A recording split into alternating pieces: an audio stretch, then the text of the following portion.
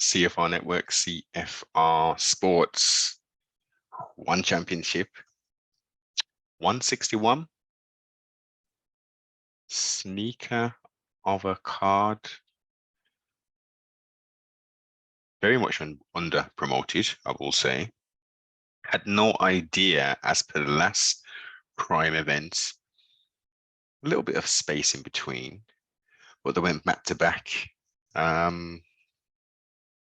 Good cards, very good cards. Viewable for the UK fans via the old YouTube, so that was another good thing. The next up and coming card is a pay-per-view. If you're not living in America and you've got the old Amazon Prime. But yes, let's get to the main. I'm going to go top to bottom. And also, there was a lot of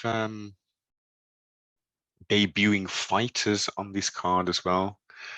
Some of them not having too much success, but, you know, gave a good showing.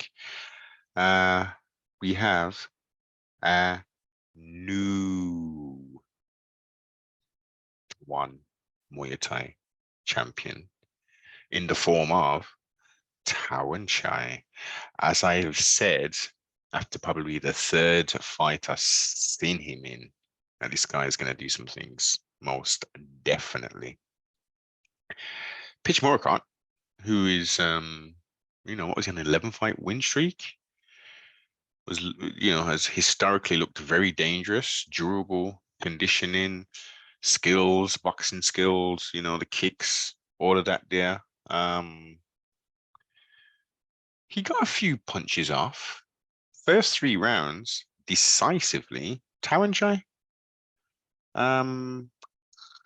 towards the latter round, I mean, I would give maybe the 4th round most definitely to Petchmorakot, but confused of the reaction of the broadcast. They, in their minds, thought, and from what they saw, that it was a shutout in essence, and it was in reverse, and it was going to be and still a champion, which was interesting. Chatri in the follow-up, the post-fight presser or post-event presser, had the same sort of chain of thought that, you know, Tawanchai did more than enough to win.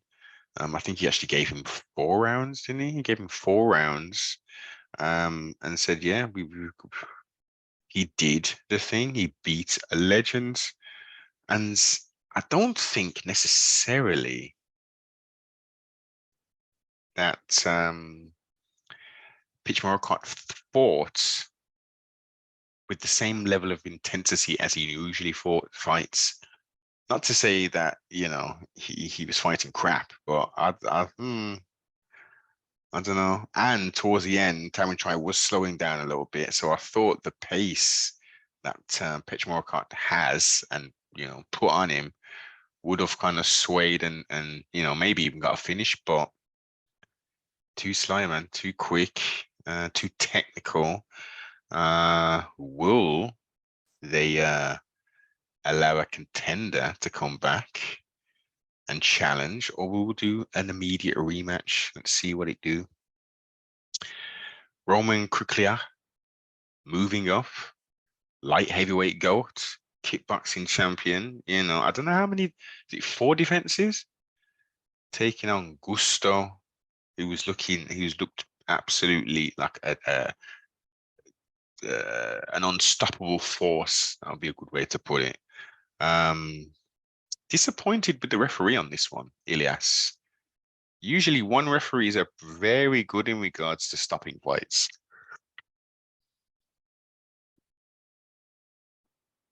On this occasion, he stopped it too quickly.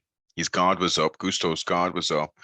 I think that should be ran straight back after the Grand Prix. They need to run that fight back. The power did come into play, but it was in reverse in essence. the light heavyweight put it on him, man, stung him, gave him the old chicken legs. He did the old chicken dance kind of thing. So I can understand, and everyone was kind of like, "Ooh, what's going to happen?" And the head kick, and it was the toes that mainly connected to the heads. And he did what you should do: is have a defensive stance, and he covered up. And Elias jumped in there. But congratulations to Roman in his endeavors in the heavyweight. If he has performances like that, we're going to get a GP world champion, light heavyweight, moving up to heavyweight. He was outweighed by at least 30 pounds, I think, as well in this fight. Definitely want to see that again, Chatri. So let's line that up for a rematch somewhere down the line, I would say, sooner rather than later. Iraj Azizpour, I think is the right pronunciation, took on Bruno Chaves, kickboxing. Unanimous decision, entertaining back and forth. It was clear that and Bruno was making his debut as well. Not a good showing. His corner was slapping him in his face at the in the end, the last round, saying you gotta do something, man. Come on, man. What did it do? So not the best performance. Would like to see him to see what exactly he's coming with, and usually, people are a lot more action packed. Really looking to do things. He was almost sparring of sorts. There was no killer instinct that I could detect. But yeah, that was a good kickboxing fight. Habib's bridging, a training partner, Saygid Izagakhmaev, if that's the right pronunciation, defeated Zhang Lipeng. Unanimous decision. It was a mauling. I was disappointed with Yang. He was active to a point, but he just was closing his guard constantly. Like, come on, man, feet on the hips. He was very active in the first rounds. Second rounds, third round, he was just closing close guard, moving, defending in regards to the strikes. That was cool, but yeah, I expected a lot more from Xiang. Good performance from Azagakhmaev. Once that division's definitely got some problems and some challenges to face. Tiffany Teo defeated Ritu Phogat via decision rear naked choke in the very first round. Tiffany was bubbling over with confidence, moving down in weight. Looked skillful as she always does. Again, we got some problems in that division. Didn't expect. I thought it more have been a striking. Well, there was striking, lots of striking taking place, but I would have thought she would have got the decision, as she said, via strikes, TKO or something like that. But definitely go back and watch that fight. It was quick, but it was good. 4 minutes and 52 seconds of the very first round. Finally, we get the return of Reug. Second round, TKO, ground and pound. Is he from Russia or from Ukraine? Batradz, Gazzaev, very much wrestling heavy, shooting for loads of takedowns, making his debut into one.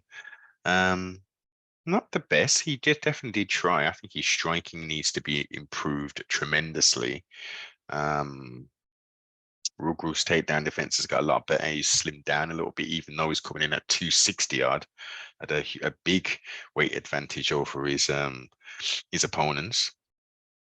And yeah, good to see Rugru back into the winning circle and the winning column. Last fight he had was a bit of a that punch to the throat kind of thing, and Very strange, but yeah, he's back. Look, excellent. Getting back in again. Want to see him fight. What else? Okay, Ferrari Fairtex, another debut. Muay Thai, unanimous decision, defeating Hanzi Hawa. Oi?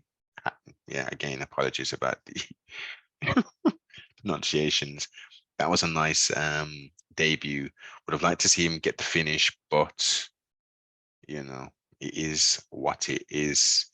The grappling, which was the second event, second match on the card. Quick, blink and you miss it. 15 seconds in. Rodrigo Marello defeated Ruslan Bagdasarian. Ankle lock, quick. And obviously, this is just Sambo versus BJJ.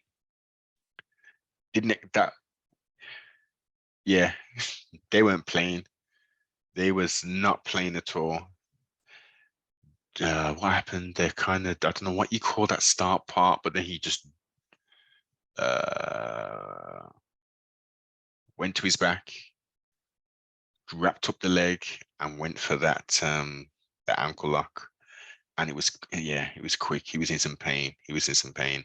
Starting off the main card. So yeah, I mean, sorry, before I go back to that, back to the start. That's the second grappling match I've seen on one, which has been very good. The first one I didn't really like, the legend kind of thing. I was a bit silly. And then the one with the two brothers in that, yeah, that was good. That was a lot more action packed. Finishes. Sorry if I can get my damn words out. Is what we want.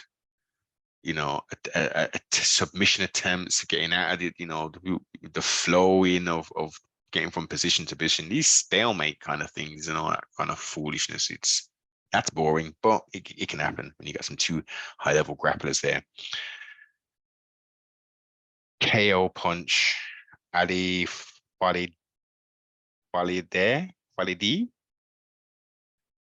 I think these may be two debuting fighters. I'm sure they are.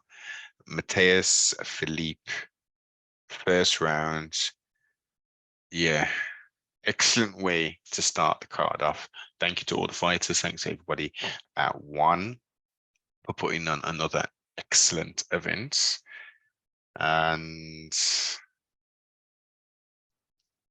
a little disappointed in regards to the lack of promotion in regards to this. But I think, to be fair, one doesn't do as much promotion as I think they should be.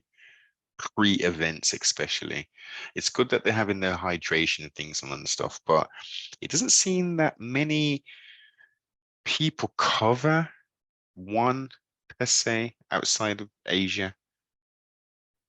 You know, I think that more needs to be done for that. And I'm not talking about Brendan Sharp mentioning a few times throughout a show one or two fights on there. I'm talking about someone actually breaking it down. Weighing in podcasts with McCarthy and Josh, they do a little better. Just a little better. John McCarthy's obviously the brains of the operation, knowledge-wise.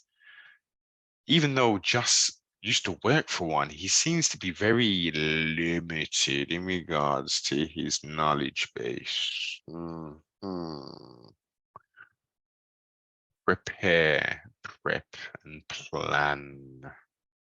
Hint to the why should be more than sufficient. But yes, overall, an excellent card.